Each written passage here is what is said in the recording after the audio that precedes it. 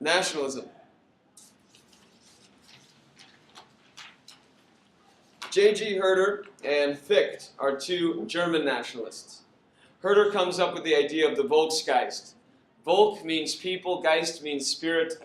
In other words, Herder argues that there is a spirit of a people, that nations have a sort of national spirit. And Fichte further expounds on this. Fichte argues that the German people need to develop their spirit, and they can only do this if they unify, if they come together. The reason why France under Napoleon was able to dominate Europe was because France was unified. It was a unified nation. And so now Germany needs to unify as well, for the German spirit, for the Volksgeist, to reach its full potential.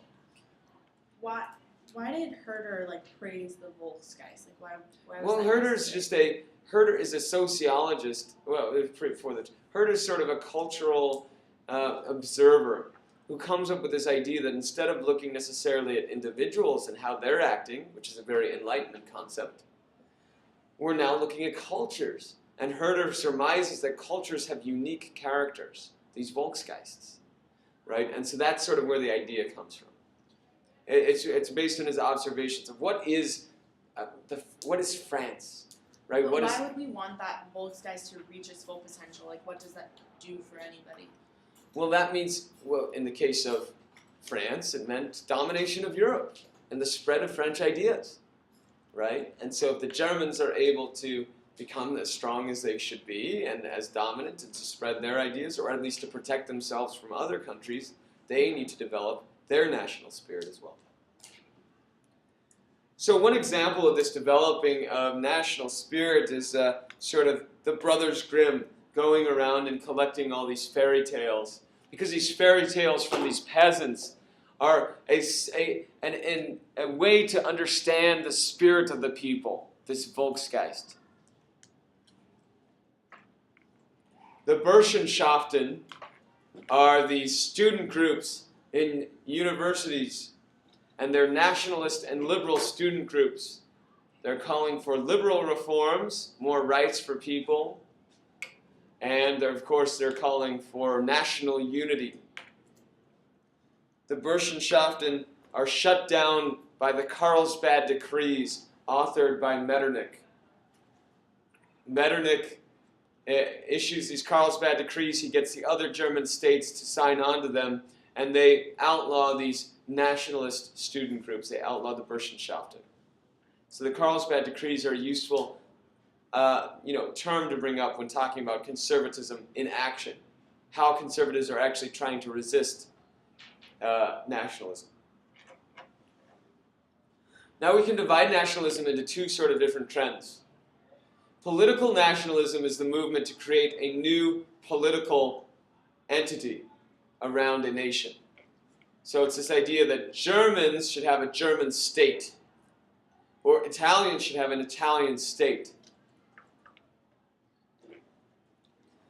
Cultural nationalism is the idea that cultures, different people, different nations need to develop their culture. They need to revive their language, for example, that might be not written down, or that might not be used because French is being used instead, or German's being used instead. They need to revive their cultural practices that are being lost as new ideas or new cultural trends spread throughout Europe. Cultural nationalists will investigate the history of the different nations. For example, historians that will look back at the history of the Czech people or the history of the Polish people.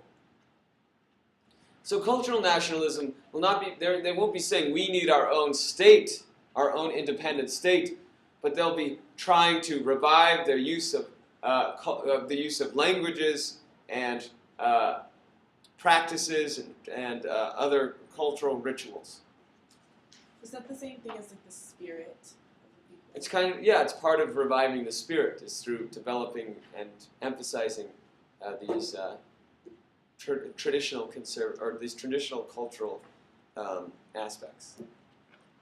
Okay, the Belgian Revolution of 1830 is an example of nationalism, right? The Belgians resist the Dutch domination of that country called the Netherlands. That country, the Netherlands, which was created after the Napoleonic Wars.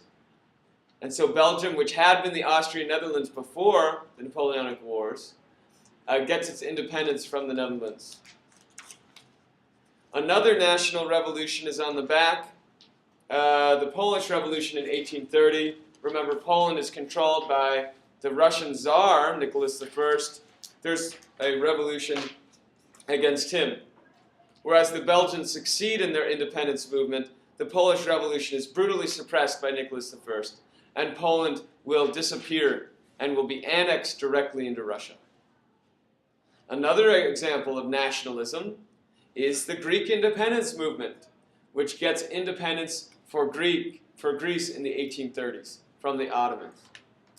And the Greek independence movement will be aided by romantics across Europe that look to Greece as the cradle of Western civilization, as the birthplace of democracy and Western ideas, and therefore will want to create an independent state of Greece. Because Greece is outside of the main part of Europe, it's an Ottoman territory, Austria and Russia and these other conservative powers don't really care too much if they get their independence.